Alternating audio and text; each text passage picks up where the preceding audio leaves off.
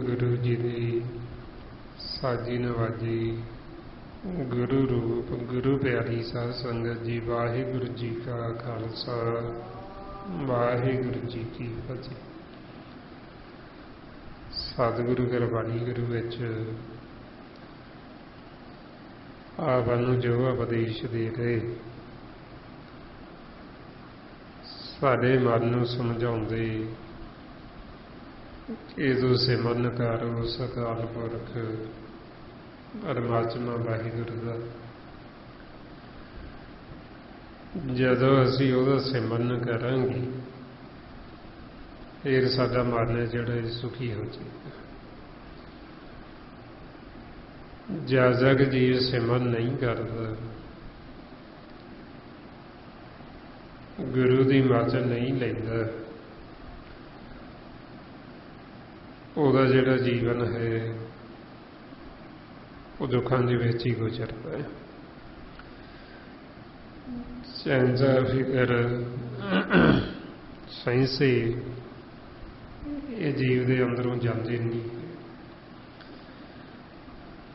ਹਉਮੈ ਹੰਕਾਰ ਇਹ ਹਜ਼ਮ ਨਹੀਂ ਹੁੰਦਾ ਜਦ ਤੱਕ ਅਸੀਂ ਗੁਰੂ ਦੀ ਮੱਤ ਨਹੀਂ ਲੈਂਦੇ।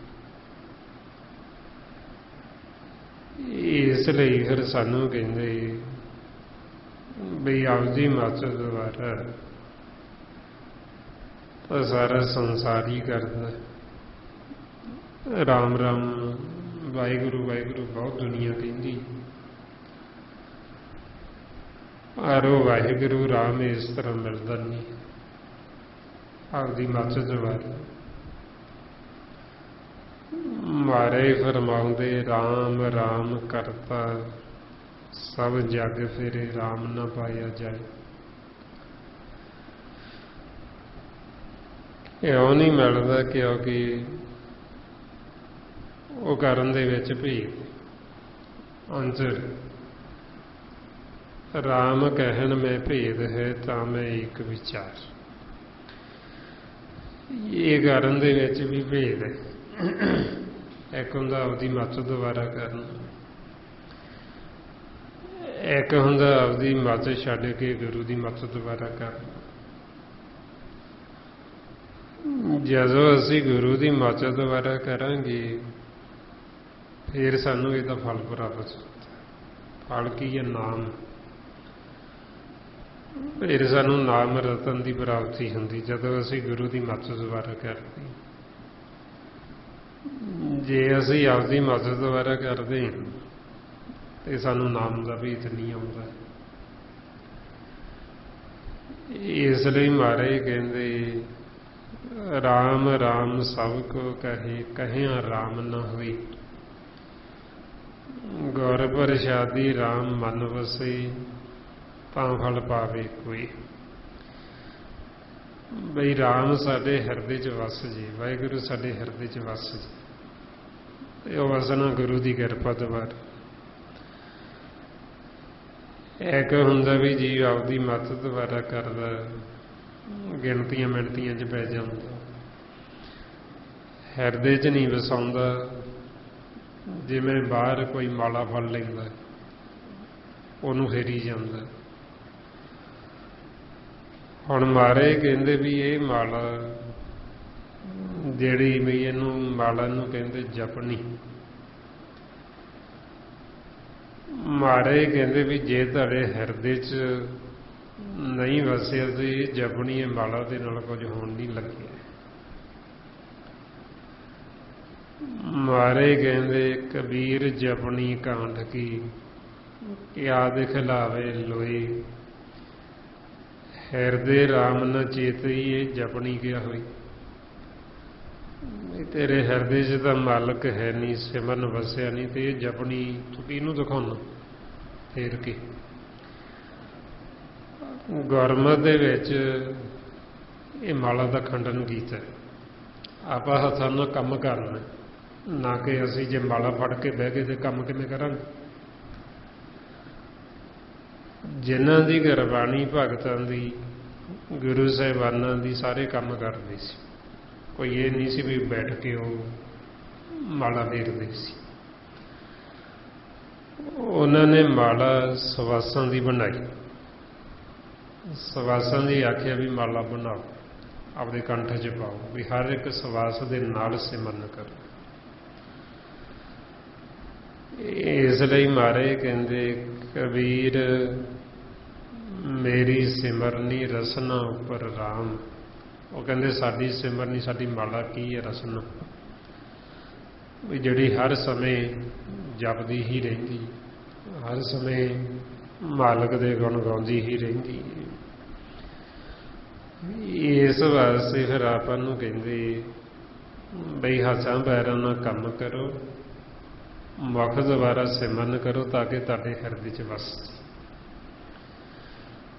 ਮਹਾਰਾਜ ਕਹਿੰਦੇ ਨਾਮਾ ਕਹੇ ਤਲੋਚਨ, ਮੁਖ ਤੇ ਰਾਮ ਸੰਭਾਲ, ਹਾਥ ਪਾਉ ਕਰ ਕਾਮ ਸਭ, ਚੀਤ ਨਿਰੰਜਨ ਨਾਲ। ਇਹ ਹੱਥਾਂ ਪੈਰਾਂ ਨਾਲ ਕੰਮ ਕਰਨਾ ਤੇ ਚਿੱਤ ਮਾਲਕ ਵੱਲ ਰੱਖਣਾ, ਮੁਖ ਦੁਆਰਾ ਸਿਮਰਨ ਕਰਨਾ। ਇਸ ਵਾਸਤੇ ਫਿਰ ਆਪਾਂ ਨੂੰ ਕਹਿੰਦੇ ਬਈ ਇਹ ਸਵਾਸਾਂ ਦੀ ਮਾਲਾ ਬਣਾਓ, ਹਰ ਇੱਕ ਸਵਾਸ ਦੇ ਨਾਲ ਕਰੋ, ਕੋਈ ਵੀ ਸਵਾਸ ਵਿਅਰਥ ਨਾ ਜਾਣ ਦਿਓ। ਤੇ ਕਦੋਂ ਤੱਕ ਅਸੀਂ ਸਿਮਰਨ ਕਰਦੇ ਰਹਿਣਾ? ਜਦੋਂ ਤੱਕ ਸਾਡੇ ਸਵਾਸ ਚੱਲ ਰਹੇ ਨੇ, ਜਦ ਤੱਕ ਸਾਨੂੰ ਇਹ ਸਾਹ ਆ ਰਹੇ, ਉਹਨਾਂ ਸਮਾਂ ਆਪਾਂ ਨੂੰ ਗੁਰੂ ਸਾਹਿਬ ਕਹਿੰਦੇ ਵੀ ਤੁਸੀਂ ਸਿਮਰਨ ਕਰਦੇ ਹੀ ਰਹੋ। ਭਰਮਾਉਂਦੇ ਤਬ ਲਗ ਤਿਸੇ ਸਰੇਵੋ ਪ੍ਰਾਣੀ, ਜਬ ਲਗ ਘਟ ਨਹੀਂ ਸਾਸਾ। ਇਹ ਪ੍ਰਾਣੀ ਉਦੋਂ ਤੱਕ ਮਾਲਕ ਦਾ ਸਿਮਰਨ ਕਰ ਜਦ ਤੱਕ ਇਹ ਘਟ ਸਰੀਰ 'ਚ ਸਵਾਸ ਆ ਰਹੇ। ਆਓ ਹੁਣ ਜੋ ਆਪਾਂ ਪਿਛਲੇ ਕੁਝ ਦਿਨਾਂ ਤੋਂ ਧੰਨ ਧੰਨ ਸ੍ਰੀ ਗੁਰੂ ਅਰਜਨ ਦੇਵ ਜੀ ਮਹਾਰਾਜ ਜੋ ਆਪਾਂ ਨੂੰ ਸੁਖਮਨੀ ਸਾਹਿਬ ਦੀ ਬਾਣੀ ਵਿੱਚ ਸਾਨੂੰ ਉਪਦੇਸ਼ ਦੇ ਰਹੇ, ਸਤਿਗੁਰਾਂ ਦੀ ਕਿਰਪਾ ਦੁਆਰਾ ਇਹ ਆਪਾਂ ਵਿਚਾਰ ਕਰਦੇ ਹਾਂ। ਤੇ 23ਵੀਂ ਅਸ਼ਟਪਦੀ ਤੇ ਆਪਾਂ ਵਿਚਾਰ ਕਰ ਰਹੇ ਸੀ। ਗੱਲ ਪੰਜਾਂ ਪਦਿਆਂ ਤੱਕ ਵਿਚਾਰ ਕੀਤੀ ਸੀ। ਇਸ ਤੋਂ ਅੱਗੇ 6ਵੇਂ ਪਦੀ ਵਿੱਚ ਸਤਿਗੁਰੂ ਜੋ ਆਪਾਂ ਨੂੰ ਫਰਮਾਨ ਕਰਦੇ, ਸਰਬ ਭੂਤ ਆਪ ਵਰਤਾਰਾ, ਸਰਬ ਨੈਣ ਆਪ ਵੇਖਣਹਾਰਾ। ਬਈ ਹਰ ਥਾਂ ਤੇ ਮਾਲਕ ਪਰਮਾਤਮਾ ਮੌਜੂਦ ਹੈ ਤੇ ਸਭ ਦੇ ਵਿੱਚ ਉਹੀਓ ਵਰਤ ਰਿਹਾ, ਹਰ ਥਾਂ ਤੇ ਸਭ ਘਟਾਂ ਦੇ ਵਿੱਚ ਉਹੀਓ ਹੈ ਤੇ ਆਪ ਹੀ ਉਹ ਵੇਖਣਹਾਰ, ਆਪ ਹੀ ਉਹ ਦੇਖ ਰਹੇ ਹੈ। ਸਭ ਦੇ ਅੰਦਰ ਵੀ ਉਹਦੀ ਜੋਤ ਹੈ ਤੇ ਬਾਹਰੋਂ ਵੀ ਸਾਨੂੰ ਦੇਖ ਰਹੇ ਹੈ ਸਭ ਨੂੰ। ਐਸੀ ਕੋਈ ਥਾਂ ਨਹੀਂ ਹੈ ਜਿਸੇ ਮਾਲਕ ਨਾ ਦਿਖਦਾ ਹੋਵੇ। ਸੰਸਾਰ ਦੇ ਵਿੱਚ ਕਈ ਵਾਰ ਜੀਵ ਬੈਰ ਵਿਰੋਧ ਕਰਨ ਲੱਗੇ ਆ, ਪਾਪ ਕਰਨ ਲੱਗੇ ਆ, ਸਮਝਦਾ ਵੀ ਮੈਨੂੰ ਕਿਹੜਾ ਕੋਈ ਦੇਖਦਾ, ਪਰ ਪਰਮਾਤਮਾ ਉਹ ਹਰ ਥਾਂ ਤੇ ਦੇਖਦਾ।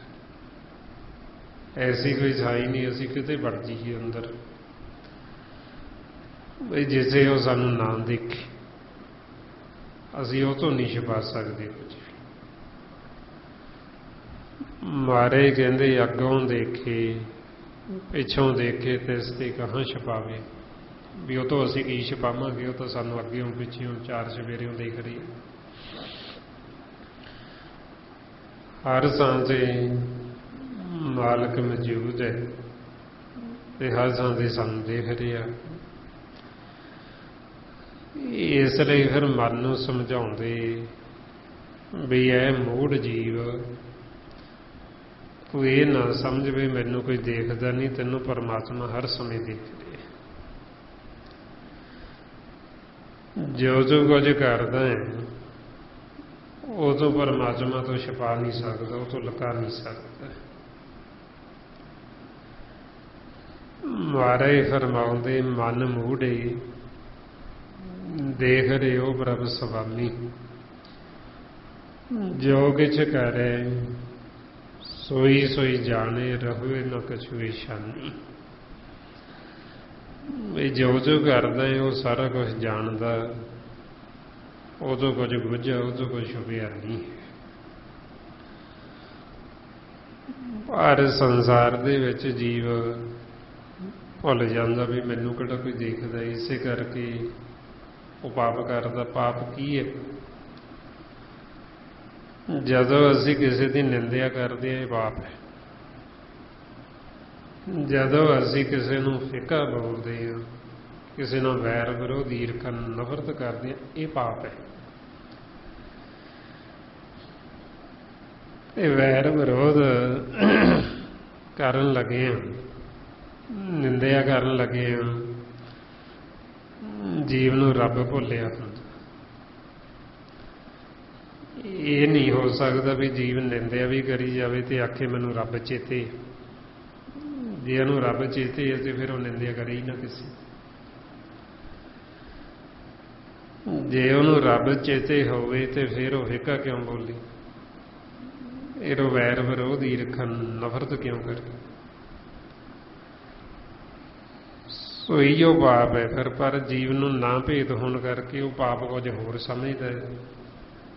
ਅਸਲ ਦੇ ਵਿੱਚ ਇਹ ਪਾਪ ਹੈ, ਨਿੰਦਿਆ, ਵੈਰ ਵਿਰੋਧ ਈਰਖਾ ਨਫ਼ਰਤ ਕਰਨੀ,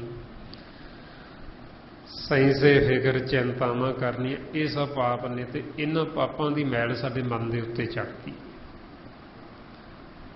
ਵਿਚਾਰਾਂ ਦੀ, ਔਰਨਿਆਂ ਦੀ, ਸੈਂਸੇ ਫਿਕਰਾਂ ਦੀ, ਚਿੰਤਾਵਾਂ ਦੀ, ਇਹ ਪਾਪਾਂ ਦੀ ਮੈਲ ਹੈ। ਇਹਨਾਂ ਦੇ ਵਿੱਚ ਸਾਡਾ ਮਨ ਮੈਲਾ ਹੋ ਜਾਂਦਾ, ਜਿਹਨੂੰ ਮਹਾਰਾਜ ਕਹਿੰਦੇ ਸੈਂਸੇ ਜੀਉ ਮਲੀਨ ਹੈ, ਇਹ ਤੇ ਸੰਜਮ ਧੋਤਾ ਜਾਈ। ਕਿ ਸੈਂਸੇ ਫਿਕਰਾਂ ਚਿੰਤਾਵਾਂ 'ਚ ਸਾਡਾ ਮਨ ਮੈਲਾ ਹੋ, ਇਹਦੇ ਤੇ ਮੈਲ ਚੜ੍ਹ ਗਈ ਹੈ ਪਾਪਾਂ ਦੀ, ਵਿਚਾਰਾਂ ਦੀ, ਤੇ ਮੈਲ ਉਤਰਨੀ ਨਾਮ ਦੁਆਰਾ। ਮਹਾਰਾਜ ਸਾਨੂੰ ਕਹਿੰਦੇ ਭਰੀਏ ਮਤ ਪਾਪਾਂ ਕੀ ਸੰਗ, ਉਹ ਜੋ ਪੇ ਨਾਮੇ ਕੇ ਰੰਗ। ਹੁਣ ਜਦ ਤੱਕ ਅਸੀਂ ਸਤਸੰਗਤ ਨਹੀਂ ਕਰਦੇ ਸਾਨੂੰ ਤਾਂ ਇਹ ਨਹੀਂ ਪਤਾ ਵੀ ਪਾਪ ਕੀ ਹੈ। ਅਸੀਂ ਪਾਪ ਕੁਝ ਹੋਰ ਸਮਝਦੇ ਹਾਂ ਤੇ ਇਹਨੂੰ ਅਸੀਂ ਪਾਪ ਸਮਝਦੇ ਹੀ ਨਹੀਂ। ਕਿਸੇ ਦੀ ਨਿੰਦਿਆ ਕਰਨੀ ਇਹਨੂੰ ਜੀਵ ਕਦੋਂ ਕਹਿੰਦਾ ਵੀ ਇਹ ਪਾਪ ਹੈ।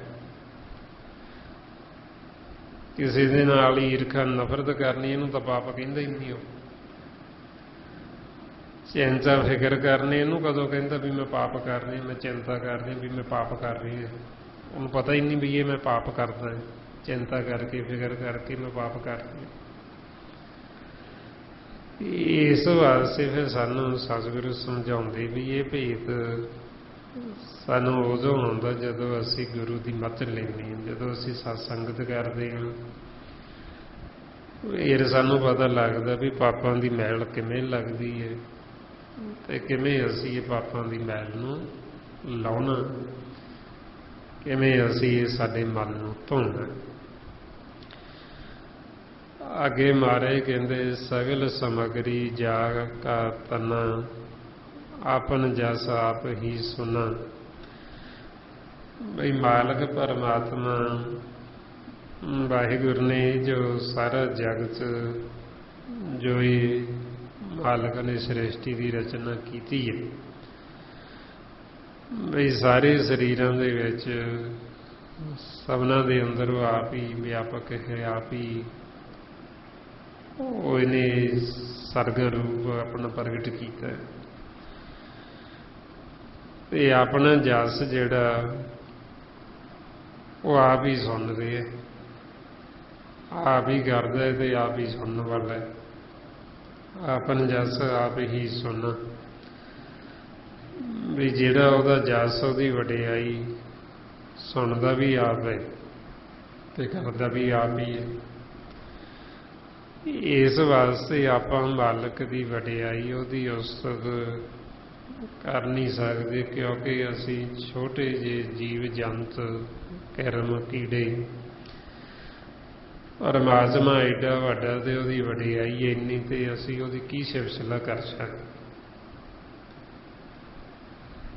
ਮਾਰੇ ਫਰਮਾਉਂਦੇ ਹਮ ਕਰਮ ਜੰਤ ਕਿਆ ਤੁਧ ਸਲਾਹੀ, ਵੱਡੀ ਤੇਰੀ ਵਡਿਆਈ। ਅਸੀਂ ਤਾਂ ਛੋਟੇ ਜਿਹੇ ਕਰਮ ਜੀਵ, ਤੇਰੀ ਵਡਿਆਈ ਐਡੀ ਵੱਡੀ ਤੇਰੀ ਅਸੀਂ ਕੀ ਸਿਫਤ ਕਰੀਏ, ਕੀ ਵਡਿਆਈ ਕਰੀਏ। ਸੋ ਇਸ ਵਾਸਤੇ ਆਪਦੀ ਵਡਿਆਈ ਉਹ ਮਾਲਕ ਆਪ ਹੀ ਕਰ ਸਕਦਾ ਹੈ ਤੇ ਆਪਦੀ ਵਡਿਆਈ ਆਪ ਹੀ ਸੁਣਦਾ ਹੈ। ਫਿਰ ਅੱਗੇ ਮਹਾਰਾਜ ਕਹਿੰਦੇ ਆਵਨ ਜਾਨ ਇੱਕ ਖੇਲ ਬਣਾਇਆ, ਆਗਿਆਕਾਰੀ ਕੀਨੀ ਮਾਇਆ। ਹੁਣ ਇਹ ਇੱਕ ਖੇਲ ਹੈ ਆਉਣਾ ਤੇ ਜਾਣਾ। ਦਿਨੇ ਆਪਾਂ ਇਸ ਲੋਕ ਵਿੱਚ ਆਉਂਦੇ ਤੇ ਰਾਤ ਨੂੰ ਅਸੀਂ ਆਪਦੇ ਦੇਸ਼ ਨੂੰ ਵਾਪਸ ਮੁੜਨਾ ਹੁੰਦਾ ਹੈ। ਇਹ ਇੱਕ ਖੇਲ ਆਉਣਾ, ਇਸੇ ਆ ਕੇ ਹੁਕਮ ਦੇ ਵਿੱਚ ਖੇਲਣਾ। ਤੇ ਜਦੋਂ ਇੱਧਰ ਰਾਤ ਪੈਂਦੀ ਤੇ ਅਸੀਂ ਉਹ ਹੁਕਮ ਨੂੰ ਪਕੜ ਕੇ ਫਿਰ ਆਪਦੇ ਘਰ ਵਾਪਸ ਆਪਦੇ ਦੇਸ਼ ਨੂੰ ਚਲੇ ਜਾਣਾ। ਜੇ ਤਾਂ ਅਸੀਂ ਇਹ ਖੇਲ ਨੂੰ ਸਮਝ ਜਾਂਦੇ ਹਾਂ ਫਿਰ ਤਾਂ ਅਸੀਂ ਗੁਰੂ ਦੀ ਮੱਤ ਲੈ ਕੇ ਹੁਕਮ ਦੇ ਵਿੱਚ ਅਸੀਂ ਚੱਲਦੇ ਹਾਂ। ਜਦੋਂ ਅਸੀਂ ਆਉਂਦੇ ਇੱਧਰ ਸ਼ਬਦ ਰਾਹੀਂ ਆਉਂਦੇ ਹਾਂ, ਸ਼ਬਦ ਨੂੰ ਸੁਣਦੇ ਸੁਣਦੇ ਨਾਲ ਇਹ ਸੰਸਾਰ ਦੇ ਵਿੱਚ ਗੁਰਮੁਖ ਨਾਲ ਕਰਮ ਕਰੀ ਜਾਂਦੇ, ਨਾਲ ਮਾਲਕ ਦੀ ਆਵਾਜ਼ ਨੂੰ ਸੁਣੀ ਜਾਂਦੇ, ਨਾਲ ਕਿਰਤ ਕਰੀ ਜਾਂਦੇ, ਨਾਲ ਮਾਲਕ ਨੂੰ ਦੇਖੀ ਜਾਂਦੇ, ਨਾਲ ਕਿਰਤ ਕਰੀ ਜਾਂਦੇ ਜਾਂ ਨਾਲ ਸਿਮਰਨ ਕੀਤੀ ਜਾਂਦੀ। ਫਿਰ ਉਹਨਾਂ ਵਾਸਤੇ ਇਹ ਇੱਕ ਖੇਲ ਹੈ। ਇੱਧਰ ਆਈ, ਇੱਧਰ ਆ ਕੇ ਹੁਕਮ ਦੇ ਵਿੱਚ ਚੱਲੇ, ਨਾਲ ਕਿਰਤ ਕੀਤੀ, ਨਾਲ ਸਿਮਰਨ ਕਰਦੇ ਰਹੇ, ਨਾਲ ਮਾਲਕ ਦੇ ਸਨਮੁਖ ਰਹੇ, ਹੁਕਮ ਦੇ ਵਿੱਚ ਰਹੇ। ਤੇ ਜਦੋਂ ਇੱਧਰੋਂ ਵਿਹਲੇ ਹੋਏ ਕਰਮ ਤੋਂ ਉਹ ਸ਼ਬਦ ਨੂੰ ਪਕੜਿਆ ਤੇ ਸਿੱਧਾ ਹੀ ਆਪਦੇ ਫਿਰ ਘਰ ਵਾਪਸ ਚਲੇ ਗਏ। ਉਹਨਾਂ ਵਾਸਤੇ ਫਿਰ ਇਹ ਖੇਲ ਹੈ, ਇੱਕ ਆਵਨ ਜਾਨ ਇੱਕ ਖੇਲ ਬਣਾਏ। ਉਹਨਾਂ ਲਈ ਖੇਲ ਹੈ ਆਉਣਾ ਤੇ ਜਾਣਾ। ਇਹਦੇ ਆਗਿਆਕਾਰੀ ਕੀਨੀ ਮਾਇਆ। ਇਹਦੇ ਮਾਇਆ ਜਿਹੜੀ ਫਿਰ ਇਹ ਆਗਿਆ ਦੇ ਵਿੱਚ ਚੱਲਦੀ। ਜਦੋਂ ਅਸੀਂ ਖੇਲ ਨੂੰ ਸਮਝ ਜਾਂਦੇ ਹਾਂ ਫਿਰ ਇਹ ਸਾਡਾ ਮਨ ਹੈ ਜਿਹੜਾ ਇਹ ਮਾਇਆ ਦੇ ਵੱਸ ਨਹੀਂ ਹੁੰਦਾ, ਇਹਦੇ ਮਾਇਆ ਤੋਂ ਉੱਪਰ ਉੱਠਿਆ ਰਹਿੰਦਾ। ਜਦੋਂ ਅਸੀਂ ਮਾਇਆ ਤੋਂ ਉੱਪਰ ਉੱਠ ਕੇ ਚੱਲਦੇ ਹਾਂ, ਆਪਦੇ ਘਰ ਵੱਸਦੇ ਹਾਂ, ਹੁਕਮ ਦੇ ਵਿੱਚ ਚੱਲਦੇ ਹਾਂ, ਇਹ ਜਿਹੜੀ ਮਾਇਆ ਇਹ ਭਗਤਾਂ ਦੀ ਦਾਸੀ ਬਣ ਜਾਂਦੀ, ਭਗਤਾਂ ਦੀ ਆਗਿਆਕਾਰੀ ਬਣ ਜਾਂਦੀ। ਇਸ ਲਈ ਮਹਾਰਾਜ ਕਹਿੰਦੇ ਮਾਇਆ ਭਗਤਾਂ ਕੀ ਦਾਸੀ ਕਾਰ ਕਮਾਵੇ। ਭਗਤਾਂ ਦੀ ਇਹ ਦਾਸੀ ਹੈ, ਭਗਤਾਂ ਦੀ ਆਗਿਆਕਾਰੀ। ਵੀ ਜੋ ਆਗਿਆ ਕਰਦੇ, ਜੋ ਕਹਿੰਦੇ ਇਹ ਉਵੇਂ ਹੀ ਮੰਨਦੀ, ਦਾਸੀ ਬਣ ਕੇ ਖੜੀ। ਸੋ ਇਸ ਵਾਸਤੇ ਫਿਰ ਉਹਨਾਂ ਗੁਰਮੁਖਾਂ ਵਾਸਤੇ ਜਿਨ੍ਹਾਂ ਨੇ ਖੇਲ ਨੂੰ ਸਮਝ ਲਿਆ, ਜਿਨ੍ਹਾਂ ਨੇ ਮਾਲਕ ਨਾਲ ਮਿਲਾਪ ਕਰ ਲਿਆ, ਹੁਕਮ ਨੂੰ ਬੁੱਝ ਲਿਆ, ਹੁਕਮ ਦੇ ਵਿੱਚ ਆ ਗਈ, ਉਹਨਾਂ ਵਾਸਤੇ ਖੇਲ ਹੈ। ਆਉਣਾ, ਸਵੇਰੇ ਆਉਣਾ, ਸ਼ਾਮ ਨੂੰ ਵਾਪਸ ਚਲੇ ਜਾਣਾ। ਉਹਨਾਂ ਨੇ ਖੇਲ ਨੂੰ ਸਮਝ ਕੇ ਖੇਲ ਨੂੰ ਜਿੱਤ ਲਿਆ। ਜਿਨ੍ਹਾਂ ਨੇ ਜਿੱਤ ਲਿਆ ਫਿਰ ਮਾਇਆ ਇਹ ਆਗਿਆਕਾਰੀ ਉਹਨਾਂ ਦੇ ਹੁਕਮ ਦੇ ਵਿੱਚ ਆ ਜਾਂਦੀ। ਇਹਦੇ ਮਾਇਆ ਦਾ ਉਹਨਾਂ ਦੇ ਉੱਤੇ ਅਸਰ ਨਹੀਂ ਹੁੰਦਾ। ਫਿਰ ਅੱਗੇ ਮਹਾਰਾਜ ਕਹਿੰਦੇ ਸਭ ਕੇ ਮਦ ਲਿਪਤ ਰਹੇ, ਜੋ ਕਿਛ ਕਹਿਣਾ ਸੋ ਆਪੇ ਹੀ ਕਹੇ। ਜੋ ਪਰਮਾਤਮਾ ਵਾਹਿਗੁਰੂ ਉਹ ਸਭ ਦੇ ਅੰਦਰ ਵੀ ਮੌਜੂਦ ਹੈ, ਸਭ ਦੇ ਵਿੱਚ ਵੀ ਹੈ ਤੇ ਸਾਤੋਂ ਅਲਿਪਤ ਵੀ ਹੈ। ਜਿਵੇਂ ਕਮਲ ਦਾ ਫੁੱਲ ਹੁੰਦਾ ਹੈ, ਬੇਸ਼ੱਕ ਜੜ ਉਹਦੀ ਚਿੱਕੜ 'ਚ, ਪਰ ਆਪ ਉਹ ਚਿੱਕੜ ਤੋਂ ਉੱਪਰ ਉੱਠਿਆ ਰਹਿੰਦਾ, ਨਿਰਲੇਪ ਰਹਿੰਦਾ। ਇਸੇ ਤਰ੍ਹਾਂ ਹੀ ਗੁਰਮੁਖ ਵੀ ਸੰਸਾਰ ਦੇ ਵਿੱਚ ਉਹ ਰਹਿੰਦੇ, ਪਰ ਉਹ ਉਹਦਾ ਨਿਰਲੇਪ ਰਹਿੰਦੇ ਵਿੱਚ ਹੀ ਨਹੀਂ, ਵਿੱਚ ਰਹਿੰਦੇ ਹੋਏ ਨਿਰਲੇਪ ਨੇ, ਵੱਖਰੇ ਨਹੀਂ। ਇਸੇ ਤਰ੍ਹਾਂ ਹੀ ਵੀ ਮਾਲਕ ਜਿਵੇਂ ਉਹ ਸਾਡੇ ਵਿੱਚ ਹੈ ਤੇ ਫਿਰ ਵੀ ਉਹ ਲਿਪਤ ਹੈ, ਇਹਨੂੰ ਮੈਲ ਨਹੀਂ ਲੱਗਦੀ। ਫਿਰ ਜੋ ਵੀ ਮਾਲਕ ਨੇ ਕਹਿਣਾ, ਜੋ ਸਾਨੂੰ ਉਪਦੇਸ਼ ਦੇਣਾ ਚਾਹੁੰਦੇ, ਫਿਰ ਉਹਨਾਂ ਗੁਰਮੁਖਾਂ ਦੇ, ਉਹਨਾਂ ਸੰਤਾਂ ਦੇ, ਸਾਧੂਆਂ ਦੇ ਮੁਖ ਰਾਹੀਂ ਬੋਲਦੇ, ਤੇ ਜੋ ਕਹਿਣਾ ਚਾਹੁੰਦੇ ਫਿਰ ਉਹ ਸਾਨੂੰ ਆਪ ਹੀ ਕਹਿੰਦੇ। ਜੋ ਕਿਛ ਕਹਿਣਾ ਸੋ ਆਪੇ ਕਹੇ। ਆਪੇ ਕਦੋਂ ਕਹਿੰਦੇ, ਕਦੋਂ ਸਾਡੇ ਅੰਦਰ ਬੋਲਦੇ? ਜਦੋਂ ਆਪਣਾ ਮਨ ਘਰ ਬੈਠ ਜਾਂਦਾ ਨਿਜ ਮਹਿਲ, ਫਿਰ ਘਰ ਦੇ ਵਿੱਚ ਸੁੰਨ 'ਚ ਚਲਾ ਜਾਂਦਾ, ਸੁੰਨ ਦੇ ਵਿੱਚ ਸਹਿਜ ਦੇ ਵਿੱਚ ਬੈਠ ਜਾਂਦਾ। ਫਿਰ ਸਾਡੀ ਇਸ ਰਸਨਾ ਦਾ, ਸਾਡੀ ਇਸ ਦ੍ਰਿਸ਼ਟੀ ਦਾ, ਨੇਤਰਾਂ ਦਾ ਇਹਦਾ ਮਾਲਕ ਸਤਿਗੁਰੂ ਆਪ ਇਸਤੇਮਾਲ ਕਰਦੇ। ਫਿਰ ਜੋ ਵੀ ਬਚਨ ਉਹ ਸਾਨੂੰ ਸੁਣਾਉਣਾ ਚਾਹੁੰਦੇ, ਫਿਰ ਇਹ ਕਿਸੇ ਆਪਣੇ ਨਹੀਂ ਹੈ, ਫਿਰ ਮਾਲਕ ਦੇ ਬਚਨ ਹੁੰਦੇ। ਇਸ ਲਈ ਮਹਾਰਾਜ ਇਸੇ ਫਰਮਾਉਂਦੇ, ਸੁਨ ਸਹਿਜ ਮੇ ਰਿਹਾ ਸਮਾਈ, ਮਨ ਮਦੇ ਬੋਲੇ ਜੇ ਕੋਈ, ਜੋ ਬੋਲੇ ਸੋ ਆਪੇ ਹੋਏ। ਬਈ ਜਦੋਂ ਮਨ ਸਾਡਾ ਸਹਿਜ ਦੇ ਵਿੱਚ ਬੈਠ ਗਿਆ, ਆਪਦੇ ਘਰ ਬੈਠ ਗਿਆ, ਫਿਰ ਉਹ ਮਾਲਕ ਹੀ ਬੋਲਦਾ। ਸੁਨ ਸਹਿਜ ਮੇ ਰਿਹਾ ਸਮਾਈ, ਮਨ ਮਦੇ ਜਾਣੇ ਜੇ ਕੋਈ, ਜੋ ਬੋਲੇ ਸੋ ਆਪੇ ਹੋਏ। ਫਿਰ ਜੋ ਵੀ ਬੋਲਦਾ ਉਹ ਮਾਲਕ ਆਪ ਹੀ ਬੋਲਦਾ। ਜੋ ਸਾਨੂੰ ਉਪਦੇਸ਼ ਦੇਣਾ ਚਾਹੁੰਦਾ ਉਹ ਗੁਰਮੁਖਾਂ ਦੇ ਮੁਖ ਰਾਹੀਂ ਦਿੰਦਾ। ਇਸ ਲਈ ਗੁਰਸਿੱਖਾਂ ਦੇ, ਸਾਧੂਆਂ ਦੇ ਰਸਨਾ ਤੇ ਉਹ ਮਾਲਕ ਆਪ ਬੈਠਾ ਹੁੰਦਾ, ਆਪ ਬੋਲਦਾ। ਮਹਾਰਾਜ ਫਰਮਾਉਂਦੇ, ਪ੍ਰਭ ਜੀ ਵਸੇ ਸਾਧ ਕੀ ਰਸਨਾ। ਕਿੱਥੇ ਵਸਦਾ ਸਾਧੂਆਂ ਦੀ ਰਸਨਾ? ਉਹਨਾਂ ਦੀ ਰਸਨਾ ਤੇ ਆਪ ਬੋਲਦਾ, ਉਹਨਾਂ ਦੇ ਮੁਖ ਰਾਹੀਂ ਆਪ ਬੋਲਦਾ। ਸਾਨੂੰ ਜੋ ਕੁਝ ਕਹਿਣਾ ਚਾਹੁੰਦਾ ਉਹ ਫਿਰ ਉਹਨਾਂ ਦੇ ਮੁਖ ਰਾਹੀਂ ਕਹਿੰਦਾ। ਅੱਗੇ ਮਹਾਰਾਜ ਕਹਿੰਦੇ ਆਗਿਆ ਆਵੇ ਆਗਿਆ ਜਾਏ, ਨਾਨਕ ਜਾ ਭਾਵੇ ਤਾਂ ਲਈ ਸਮਾਈਏ। ਹੁਣ ਸੰਸਾਰ ਦੇ ਵਿੱਚ ਜੀਵ ਆਉਂਦਾ ਹੁਕਮ ਦੇ ਵਿੱਚ ਤੇ ਇੱਥੋਂ ਵਾਪਸ ਚਲਾ ਜਾਂਦਾ। ਜੀਵ ਜੰਮਦਾ ਅਤੇ ਮਰਦਾ, ਪਰ ਜਦੋਂ ਅਸੀਂ ਮਾਲਕ ਨੂੰ ਭਾ ਜਾਂਦੇ ਹਾਂ ਤੇ ਫਿਰ ਉਹ ਸਾਨੂੰ ਆਪਦੇ ਵਿੱਚ ਸੰਭਾਲ ਲੈਂਦਾ। ਫਿਰ ਅਸੀਂ ਜੰਮਣ ਮਰਨ ਤੋਂ ਰਹਿਤ ਹੋ ਜਾਂਦੇ। ਇਹ ਸਾਡਾ ਵਾਰ-ਵਾਰ ਮਰਨ ਨਹੀਂ ਹੁੰਦਾ, ਅਸੀਂ ਵਾਰ-ਵਾਰ ਜੂਨਾਂ 'ਚ ਨਹੀਂ ਆਉਂਦੇ। ਇਸ ਲਈ ਮਹਾਰਾਜ ਕਹਿੰਦੇ ਨਾਨਕ ਜਾ ਭਾਵੇ ਤਾਂ ਲਈ ਸਮਾਏ, ਵੀ ਜੇ ਮਾਲਕ ਨੂੰ ਭਾ ਜਾਈਏ ਤੇ ਸਾਨੂੰ ਆਪਦੇ ਵਿੱਚ ਸਮਾ ਲਵੇ। ਹੁਣ ਉਹ ਸਮਾਉਂਦਾ ਫੇਰ ਹੀ ਹੈ ਜਦੋਂ ਸਾਨੂੰ ਪਹਿਲਾਂ ਉਹ ਸੋਝੀ ਦਿੰਦੇ, ਗਿਆਨ ਦਿੰਦੇ, ਸਤ ਸੰਗਤ ਮਿਲਾਉਂਦੇ, ਸਾਨੂੰ ਐਸੇ ਗੁਰਮੁਖਾਂ ਦਾ ਸੰਗ ਕਰਾਉਂਦੇ ਜਿਨ੍ਹਾਂ ਨੂੰ ਆਪਦੇ ਵਿੱਚ ਮਾਲਕ ਨੇ ਸਮਾਇਆ। ਫਿਰ ਉਹ ਆਪਾਂ ਨੂੰ ਦੱਸਦੇ ਵੀ ਅਸੀਂ ਕਿਵੇਂ ਸਮਾਉਣਾ ਮਾਲਕ ਦੇ ਵਿੱਚ, ਵੀ ਕਿਵੇਂ ਅਸੀਂ ਉਹਦੇ ਵਿੱਚ ਲੀਨ ਹੋ ਸਕਦੇ ਹਾਂ, ਕਿਵੇਂ ਉਹਦੇ ਵਿੱਚ ਸਮਾ ਸਕਦੇ, ਸਾਡੀ ਜੋਤ ਦੇ ਵਿੱਚ ਜੋਤ ਮਿਲ ਸਕਦੀ। ਮਹਾਰਾਜ ਫਰਮਾਉਂਦੇ ਨਿਰੰਕਾਰ ਮੇ ਆਕਾਰ ਸਮਾਵੇ, ਅਕਲ ਕਲਾ ਸਾ ਸਾਚ ਟਿਕਾਵੇ, ਸੋ ਨਰ ਗਰਭ ਜੂਨ ਨਹੀਂ ਆਵੇ।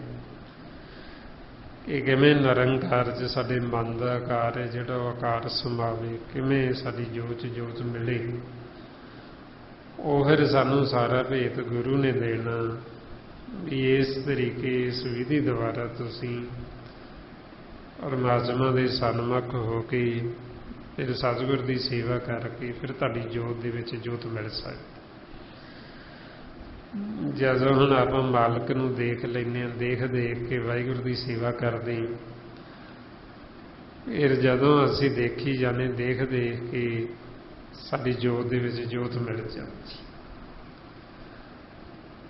ਰਮਾਉਂਦੇ ਲੋਇਣ ਦੇਖ ਰਹੇ ਵੇ ਸਮਾਧੀ, ਚਿਤ ਦ੍ਰਿਸ਼ਟ ਲਗਾਈ ਅਦ੍ਰਿਸ਼ਟ ਸਦਾ ਰਹਿ ਨਿਰਾਲਮ, ਜੋਤੀ ਜੋਤ ਮਿਲਾਈ।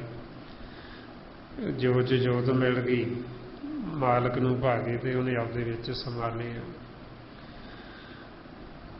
ਅੱਗੇ ਸਤਿਗੁਰੂ ਫਰਮਾਉਂਦੇ ਇਸ ਤੇ ਹੋਏ ਸੋ ਨਾਹੀਂ ਬੁਰਾ, ਉਰੇ ਕਹੋ ਕਿਨੇ ਕਿਛ ਕਰ। ਬਈ ਫਿਰ ਐਸੇ ਗੁਰਮੁਖ ਜਿਹੜੇ ਮਾਲਕ 'ਚ ਸਮਾ ਗਏ ਉਹ ਮਾਲਕ ਦਾ ਹੀ ਰੂਪ ਹੋ ਜਾਂਦੇ ਤੇ ਫਿਰ ਜਿਵੇਂ ਮਾਲਕ ਪਰਮਾਤਮਾ ਕਿਸੇ ਦਾ ਬੁਰਾ ਨਹੀਂ ਕਰਦਾ, ਉਹ ਸਾਡੇ ਜੀਵਨ ਦਾ ਹਮੇਸ਼ਾ ਭਲਾ ਹੀ ਕਰਦਾ ਹੈ।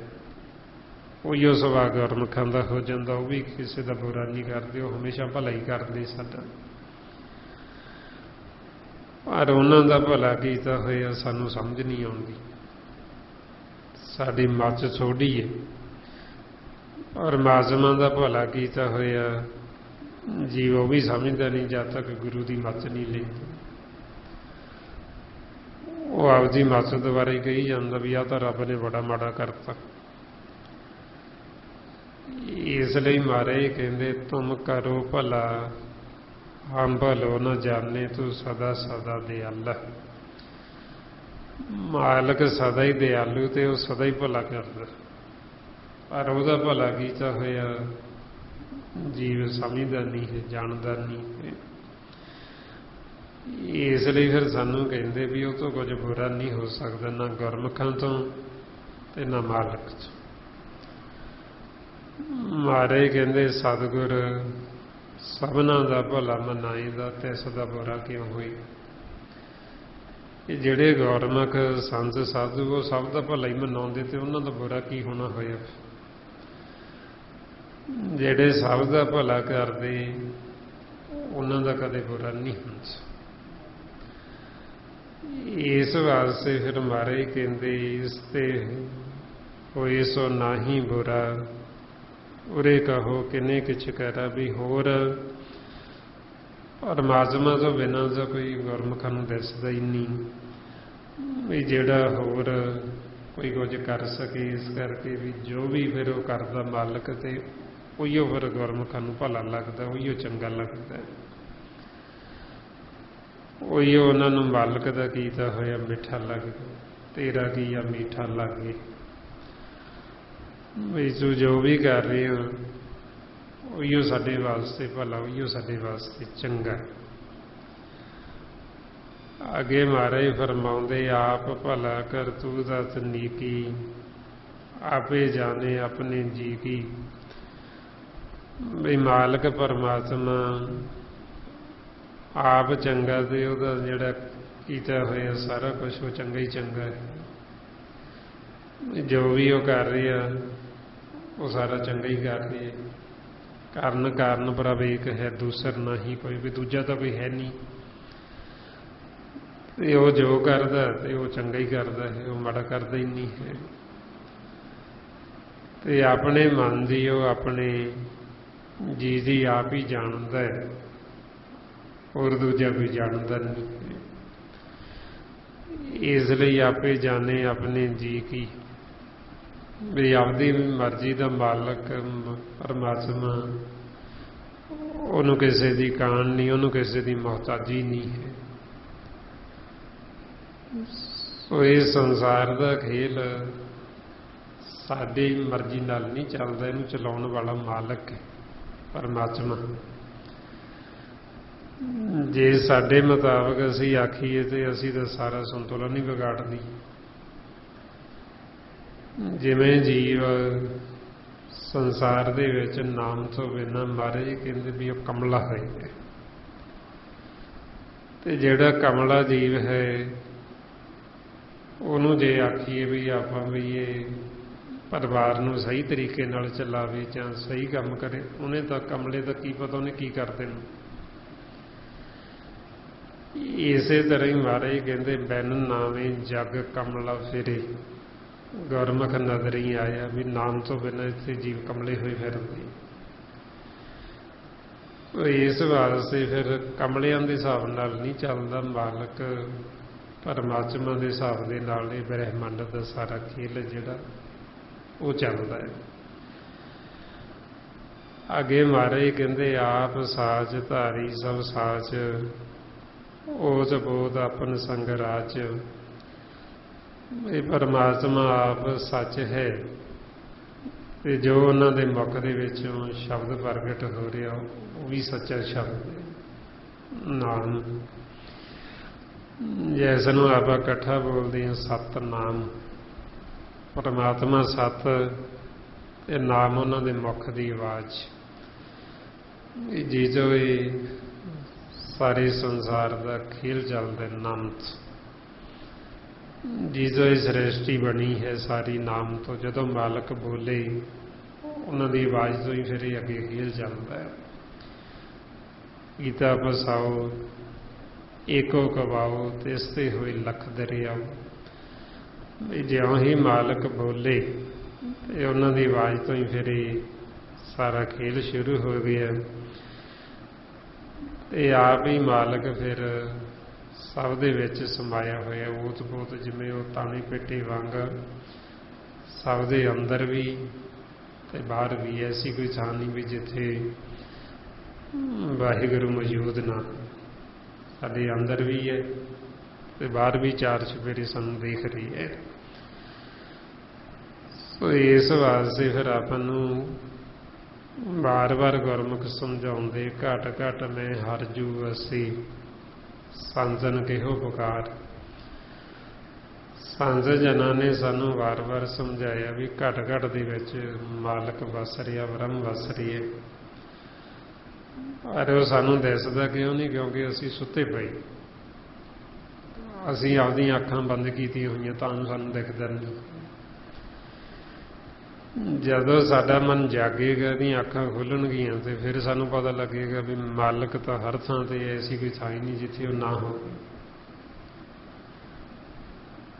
फिर सानू कहंदे भी सुते ना रहो, तुसी जागो। ते जागना मन ने सिमरन करके, जब तक असी सिमरन नहीं करते जागदा नहीं। जब तक असीं सत्संगत नहीं करांगे इन्हें जागना कोई नहीं, इन्हें सुता ही रहना। इसलिए फिर साडे मन नूं समझाउंदे मारे कहंदे जाग सलोनड़िए बोले गुरबाणी राम। भी मना जो कि आओ सुता पिया जाग, यो गाफल हो के सुता है। होर तां इत्थों संसार दे विचों तेरे नाल जाना की है, जिहड़ा तैनूं शरीर मिलिया ये भी तेरे नाल नहीं जाना, इन्हें भी तेरा साथ छड्ड जाना, ये भी तेरा इत्थे ही रह जाना। महाराज कहंदे जाग ले हो रे मना जाग ले हो, कहाँ गाफल सोया। जो तन उपजिया संग ही सो भी संग न होया। जिहड़ा तन तैनूं ये शरीर मिलिया ना, इन्हें भी तेरा संग छड्ड जाना, इन्हें भी इत्थे ही रह जाना, इन्हें भी नाल नहीं जाना। तो होर तां तू संसार च जिहड़ा इकट्ठा करन लग्या, होर तां तू इत्थों लैके की जावां।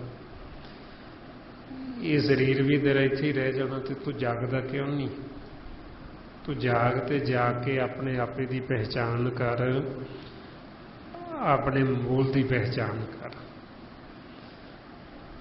मन नूं कहंदे मन तू जोत स्वरूप है, अपना मूल पछाण।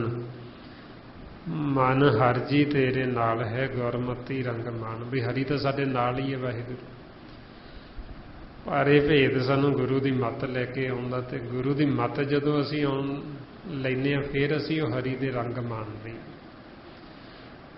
फिर असीं वो मालक दे नाल रहने आ। ते जदों दे नाल रवांगे फिर सौखी सुख, फिर आनंद ही आनंद। इसलिए महाराज सानू कहंदे भी मालक हर थां दे विच फिर वो रचिया मिचिया होया है, पर सानू जद तक साडा मन जागदा नहीं सानू वो दिखाई नहीं दिंदा। अगे महाराज कहंदे ताकि गत में तो कही न जाए, दूसर होए तो सोझी पाए। ये जो मालक परमात्मा उसके जो गुण ने वो गुण आखे नहीं जा सकते, ਉਹਦੀ ਵਡਿਆਈ ਜਿਹੜੀ ਵਡਿਆਈ ਬਿਆਨ ਨਹੀਂ ਕੀਤੀ ਜਾ ਸਕਦੀ। ਉਸ ਨੂੰ ਬੇਅੰਤ ਆਖਿਆ ਵੀ ਉਹਦਾ ਅੰਤ ਨਹੀਂ ਪਾਇਆ ਜਾ ਸਕਦਾ। ਤੂੰ ਬੇਅੰਤ ਕੋ ਵਿਰਲਾ ਜਾਣੇ। ਤੇ ਮਹਾਰਾਜ ਕਹਿੰਦੇ ਵੀ ਉਹਦੀ ਸੋਭਾ ਮਾਲਕ ਦੀ ਵਡਿਆਈ ਉਹ ਆਪ ਹੀ ਜਾਣ ਸਕਦਾ। ਦੂਸਰ ਹੋਏ ਤਾਂ ਸੋਝੀ ਪਾਈ, ਵੀ ਜੇ ਕੋਈ ਦੂਜਾ ਹੋਵੇ ਤੇ ਉਹ ਤਾਂ ਨਹੀਂ ਜਾਣ ਸਕਦਾ, ਵੀ ਇੱਕ ਮਾਲਕ ਆਪ ਹੀ ਜਾਣ ਸਕਦਾ। ਪਰਮਾਤਮਾ ਹੀ ਜਾਣਦਾ ਹੈ ਵੀ ਉਹ ਕਿੰਨਾ ਕੁ ਵੱਡਾ, ਕਿੰਨਾ ਕੁ ਲੰਮਾ ਚੌੜਾ ਹੈ। ਇਸ ਕਰਕੇ ਫਿਰ ਗੁਰੂ ਸਾਹਿਬ ਨੇ ਵੀ ਆਖਿਆ ਵੀ ਤੂੰ ਬੇਅੰਤ ਹੈ। ਉਹਨਾਂ ਨੇ ਵੀ ਇਹ ਨਹੀਂ ਆਖਿਆ ਵੀ ਅਸੀਂ ਅੰਤ ਪਾ ਲਿਆ, ਉਹ ਕਹਿੰਦੇ ਅੰਤ ਪਾਇਆ ਹੀ ਨਹੀਂ ਜਾ ਸਕਦਾ ਮਾਲਕ 'ਚ। ਵੀ ਅਸੀਂ ਉਹਦੇ ਗੁਣ ਗਾ ਕੇ ਉਹਦੇ ਵਿੱਚ ਲੀਨ ਤਾਂ ਹੋ ਸਕਦੇ, ਉਹਦੇ ਵਿੱਚ ਸਮਾ ਤਾਂ ਸਕਦੇ, ਜੋ 'ਚ ਸਾਡੀ ਜੋਤ ਤਾਂ ਮਿਲ ਸਕਦੀ। ਪਰ ਜੇ ਅਸੀਂ ਆਖੀਏ ਵੀ ਉਹਦਾ ਅੰਤ ਪਾ ਲਈਏ, ਉਹਦਾ ਅੰਤ ਨਹੀਂ ਪਾਇਆ ਜਾ ਸਕਦਾ। ਇਹ ਅੱਗੇ ਮਹਾਰਾਜ ਕਹਿੰਦੇ ਤਿਸ ਕਾ ਕੀਆ ਸਭ ਪਰਵਾਨ, ਗੁਰ ਪ੍ਰਸਾਦ ਨਾਨਕ ਇਹੋ ਜਾਨ। ਵੀ ਜਿਹੜੇ ਗੁਰਮੁਖ ਫਿਰ ਮਾਲਕ ਦੇ ਸਨਮੁਖ ਹੋ ਗਏ, ਜਿਹੜੇ ਹੁਕਮ ਦੇ ਵਿੱਚ ਆ ਗਏ, ਉਹਨਾਂ ਦਾ ਕੀਤਾ ਹੋਇਆ ਸਾਰਾ ਕੁਛ ਹੀ ਪ੍ਰਵਾਨ ਹੈ। ਜਿਹੜੇ ਗੁਰਮੁਖ ਹੁਕਮ 'ਚ ਆ ਗਏ ਉਹਨਾਂ ਵਾਸਤੇ ਕੋਈ ਪਾਪ ਨਹੀਂ ਹੈ, ਉਹ ਇਹਨਾਂ ਪਾਪਾਂ ਪੁੰਨਾਂ ਤੋਂ ਉੱਪਰ ਉੱਠ ਜਾਂਦੇ, ਉਹਨਾਂ ਦਾ ਸਾਰਾ ਕੁਛ ਹੀ ਕੀਤਾ ਹੋਇਆ ਪ੍ਰਵਾਨ ਹੈ। ਇਸ ਵਾਸਤੇ ਉਹ ਸੰਸਾਰ ਦੇ ਵਿੱਚ ਰਹਿੰਦੇ ਹੀ ਗੁਰਮੁਖ ਨਾਲ ਕੰਮਕਾਰ ਵੀ ਕਰਦੇ, ਪਰਿਵਾਰਾਂ 'ਚ ਰਹਿੰਦੇ, ਸੰਸਾਰ ਦਾ ਕਾਰ ਵਿਹਾਰ ਵੀ ਕਰਦੇ, ਪਰ ਉਹ ਸਾਰਾ ਕੁਛ ਕਰਦੇ ਹੋਏ ਉਹ ਵਿੱਚ ਹੀ ਮੁਕਤ ਨੇ, ਉਹਨਾਂ ਦਾ ਸਾਰਾ ਕੁਛ ਕੀਤਾ ਹੀ ਪ੍ਰਵਾਨ ਹੈ। ਮਹਾਰਾਜ ਕਹਿੰਦੇ ਨਾਨਕ ਸਤਿਗੁਰ ਭੇਟਿਆਂ ਪੂਰੀ ਹੋਵੇ ਜੁਗਤ, ਹਸੰਦਿਆਂ ਖਿਲੰਦਿਆਂ ਪਹਿਨੰਦਿਆਂ ਖਵੰਦਿਆਂ ਵਿੱਚੇ ਹੋਵੇ ਮੁਕਤ। ਬਈ ਉਹਨਾਂ ਨੂੰ ਸਤਿਗੁਰਾਂ ਨੇ ਪੂਰੀ ਜੁਗਤੀ ਸਮਝਾ ਦਿੱਤੀ ਤੇ ਉਹ ਹੱਸਦੇ ਖੇਡਦੇ ਖਾਂਦੇ ਪੀਂਦੇ ਪਹਿਨਦੇ ਵਿੱਚ ਹੀ ਮੁਕਤ ਨੇ। ਸੋ ਇਸ ਵਾਸਤੇ ਫਿਰ ਉਹਨਾਂ ਦਾ ਕੀਤਾ ਸਾਰਾ ਪ੍ਰਵਾਨ, ਉਹਨਾਂ ਨੂੰ ਕਹਿੰਦੇ ਪਰਵਾਨ ਗਣੀ ਸੇਈਏ ਆਏ ਸਫਲ ਤਿੰਨਾਂ ਕੇ ਕੰਮ। ਵੀ ਜਿਹੜੇ ਗੁਰਮੁਖ ਮਾਲਕ ਨੂੰ ਪ੍ਰਵਾਨ ਹੋ ਗਏ, ਜਿਹੜੇ ਹੁਕਮ 'ਚ ਆ ਗਏ, ਉਹਨਾਂ ਦੇ ਕੀਤੇ ਕੰਮ ਵੀ ਸਫਲ, ਉਹਨਾਂ ਦਾ ਸਾਰਾ ਕੀਤਾ ਹੋਇਆ ਹੀ ਪ੍ਰਵਾਨ। ਉਹ ਜੋ ਵੀ ਕਰਦੇ ਉਹੀਓ ਭਗਤੀ ਬਣ ਜਾਂਦੀ। ਜੇ ਗੁਰਮੁਖ ਹੱਸਦਾ, ਉਹਦਾ ਹੱਸਣਾ ਵੀ ਭਗਤੀ, ਉਹ ਮਾਲਕ ਨੂੰ ਦੇਖ ਕੇ ਹੱਸਦਾ। ਜੇ ਗੁਰਮੁਖ ਵਿਰਾਗ ਕਰਦਾ, ਉਹਦਾ ਵਿਰਾਗ ਕਰਨਾ ਵੀ ਭਗਤੀ, ਉਹ ਮਾਲਕ ਦੇ ਸਨਮੁਖ ਹੋ ਕੇ ਵਿਰਾਗ ਕਰਦਾ। ਮਹਾਰਾਜ ਕਹਿੰਦੇ ਗੁਰਮੁਖ ਹੱਸੇ ਗੁਰਮੁਖ ਰੋਵੇ, ਗੁਰਮੁਖ ਕਰੇ ਜੋ ਸਾਈ ਭਗਤ ਹੋਵੇ।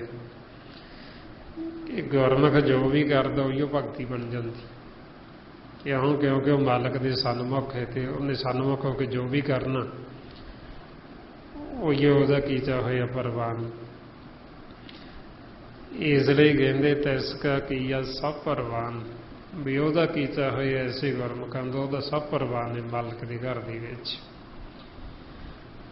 ਗੁਰ ਪ੍ਰਸਾਦ ਨਾਨਕ ਇਹੋ ਜਾਣ।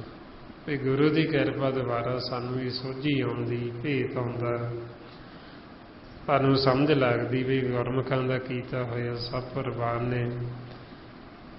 ਤੇ ਸਮਝ ਉਦੋਂ ਲੱਗਦੀ ਜਦੋਂ ਮਾਲਕ ਕਿਰਪਾ ਕਰਦੇ, ਨਹੀਂ ਤਾਂ ਜੀਵ ਗੁਰਮੁਖਾਂ ਦੇ ਖਿਲਾਫ ਹੋਏ ਰਹਿੰਦੇ।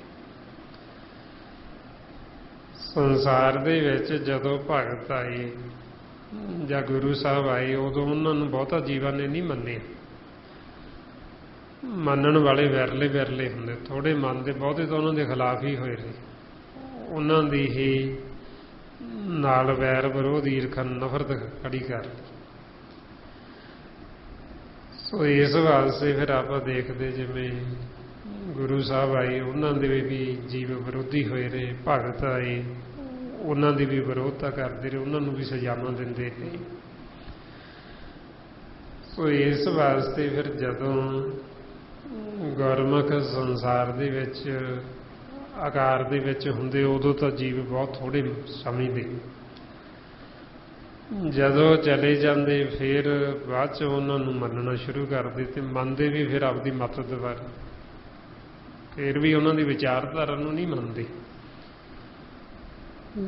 ਇਸ ਵਾਸਤੇ ਫਿਰ ਆਪਾਂ ਨੂੰ ਸਮਝਾਉਂਦੇ ਵੀ ਉਹਨਾਂ ਦਾ ਕੀਤਾ ਸਭ ਪ੍ਰਵਾਨ ਹੁੰਦਾ। ਤੇ ਜੇ ਗੁਰੂ ਦੀ ਕਿਰਪਾ ਹੋਵੇ ਸਾਡੇ ਤੇ, ਫਿਰ ਸਾਨੂੰ ਸਮਝ ਲੱਗਦੀ ਵੀ ਐਸੇ ਗੁਰਮੁਖ ਨੇ ਜਿਹੜੇ ਉਹ ਜੋ ਵੀ ਕਰਦੇ ਉਹਨਾਂ ਦਾ ਪ੍ਰਵਾਨ ਹੈ।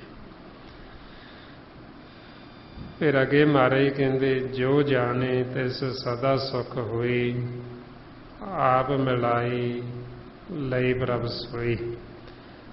ਬਈ ਜਿਹਨੇ ਮਾਲਕ ਨੂੰ ਜਾਣ ਲਿਆ ਉਹਨੂੰ ਸਦਾ ਸੁੱਖ ਹੈ, ਉਹਨੂੰ ਕਦੇ ਕੋਈ ਦੁੱਖ ਨਹੀਂ ਹੈ, ਉਹਦੇ ਮਨ ਨੂੰ ਲੱਗਦਾ ਨਹੀਂ ਹੈ ਦੁੱਖ। ਉਹ ਇਸ ਸੰਸਾਰ ਦੇ ਦੁੱਖਾਂ ਤੋਂ ਬਹੁਤ ਉੱਪਰ ਉੱਠ ਜਾਂਦੀ ਗੁਰ। ਸੁੱਖ ਦੁੱਖ ਉਹਨਾਂ ਨੂੰ ਵਿਆਪਦੇ ਨਹੀਂ। ਜਦੋਂ ਉਹ ਆਪਦੇ ਘਰ ਚਲੇ ਗਏ, ਸਹਿਜ ਦੇ ਵਿੱਚ ਚਲੇ ਗਏ।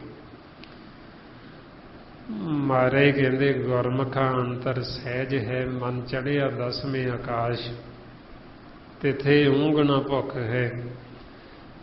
ਹਰ ਅੰਮ੍ਰਿਤ ਨਾਮ ਸੁਖ ਵਾਸ, ਨਾਨਕ ਦੁੱਖ ਸੁਖ ਵਿਆਪਤ ਨਹੀਂ। ਜਿੱਥੇ ਆਤਮ ਰਾਮ ਪ੍ਰਗਾਸ।